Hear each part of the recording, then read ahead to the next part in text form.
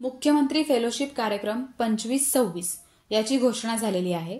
शासनाकडून जीआर सुद्धा आलेला आहे। ज्यांचं ग्रॅज्युएशन झालंय त्यांच्यासाठी सुवर्ण संधी असणार आहे। पगार 61,500 असणार आहे। तर पात्रता अटी काय आहेत ते आपण ह्या जीआर मध्ये वाचून घेऊया।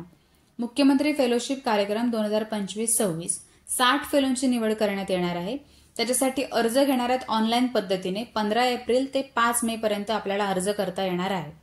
आता इथे वाचून घेऊया आपण। राज्यातील तरुणांना प्रशासनासोबत काम करण्याचा अनुभव मिळावा व त्यासोबतच त्यांच्या ज्ञानाच्या अनुभवाच्या कक्षा रुंदावण्यास मदत व्हावी।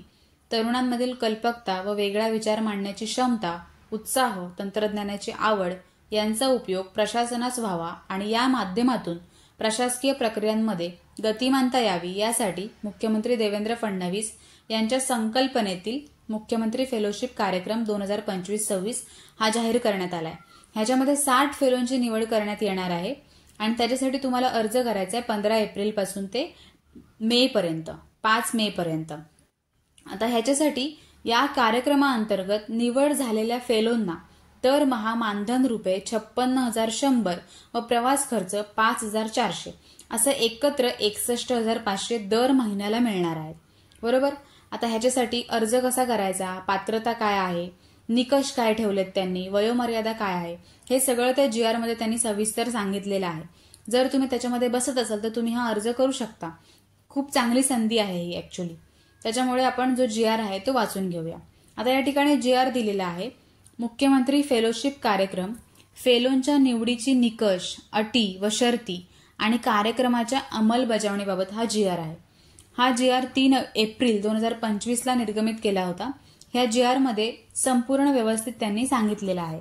आता शासन निर्णय काय आहे, मुख्यमंत्री फेलोशिप कार्यक्रमाची अंमलबजावणी करण्यासाठी त्यांनी काही निकष दिलेले आहेत, अटी दिलेल्या आहेत। त्या अटी ह्याच्यामध्ये वाचून घेतल्या की आपल्याला समजेल। आपल्यासाठी महत्वाचं म्हणजे फेलोंच्या निवड संदर्भातील निकष। आता हे आपल्यासाठी महत्वाचं आहे। सगळ्यात पहिलं, अर्जदार हा भारताचा नागरिक असावा। दुसरं म्हणजे शैक्षणिक अर्हता, कोणत्याही शाखेतील पदवीधर, किमान 60% गुण असणे आवश्यक आहे। अनुभव किमान 1 वर्षाचा पूर्ण काळ म्हणजे पूर्ण वेळ कामाचा अनुभव पाहिजे। त्याच्यानंतर व्यावसायिक किंवा अभ्यासक्रमाच्या दृष्टिकोनाने जे विद्यार्थी म्हणून काम करतात ते पूर्ण वेळ इंटर्नशिप करतात ते ती पूर्ण वेळ पाहिजे। इंटर्नशिप असो किंवा अप्रेंटिसशिप असो किंवा आर्टिकलशिप ही आहे ती पूर्ण वेळ केलेली पाहिजे। त्याच्यासाठी 1 वर्षाचा अनुभव त्यांना पाहिजे।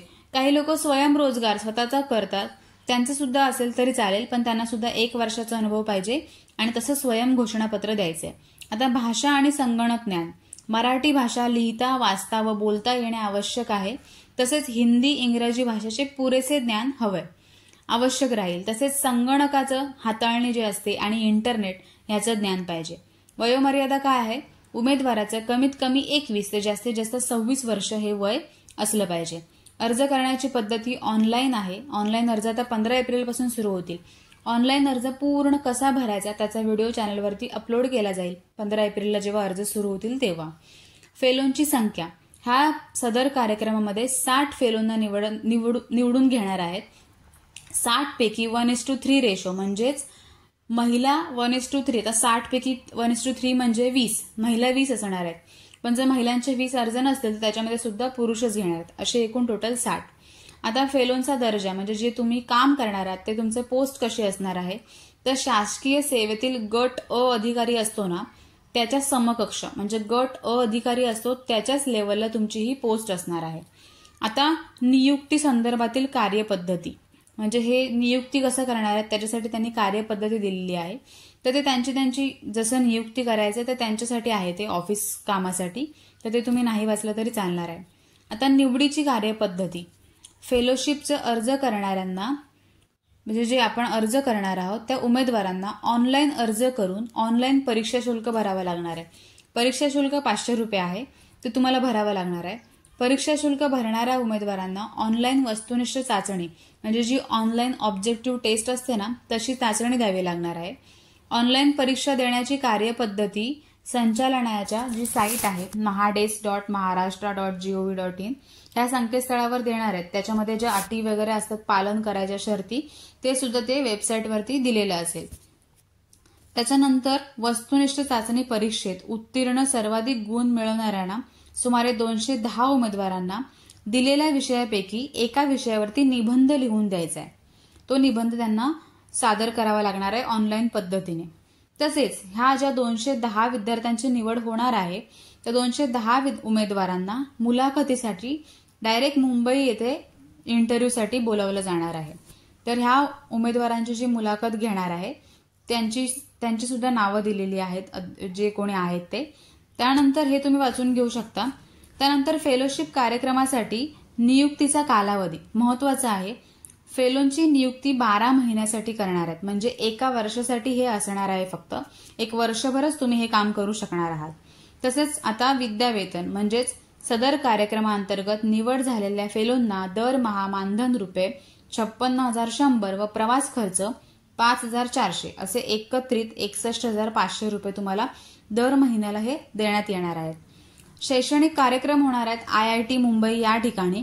त्या ठिकाणी तुम्हाला आठवड्याला जेव्हा तुमचे 6 महिने होतील तेव्हा शेवटच्या आठवड्यामध्ये त्या ठिकाणी तुम्हाला हजर राहून बरेचसे कार्यक्रम आहेत ते शैक्षणिक कार्यक्रम सुद्धा हाताळावे लागणार आहेत. बऱ्याचशा गोष्टी दिलेल्या आहेत. तुम्ही रुजू झाल्यानंतर अटी दिलेल्या आहेत. तुमचं हे सगळं झालं त्याच्यानंतर तुम्हाला तुमचे जे प्रमाणपत्र आहेत ते ओरिजिनल प्रमाणपत्र त्या ठिकाणी दाखवावे लागणार आहेत. हे सगळं तुम्ही वाचून घेऊ शकता. हा GR आहे तो व्हिडिओच्या डिस्क्रिप्शनमध्ये ह्याचा मी PDF देते. तुम्ही हा पूर्ण PDF वाचून घेऊ शकता. वाचून घेतल्यानंतर अर्ज कसा करायचा, तर 15 एप्रिलपासून अर्ज सुरू होतील तेव्हा मी पूर्ण व्हिडिओ बनवणार आहे अर्ज कसा करायचा. तो चॅनलवरती अपलोड होईल. महत्वाचा व्हिडिओ आहे. ज्यांचं ग्रॅज्युएशन झालेलं आहे त्यांच्यासाठी चांगली संधी आहे. तुमच्या मित्रमैत्रिणींसोबत शेअर करू शकता.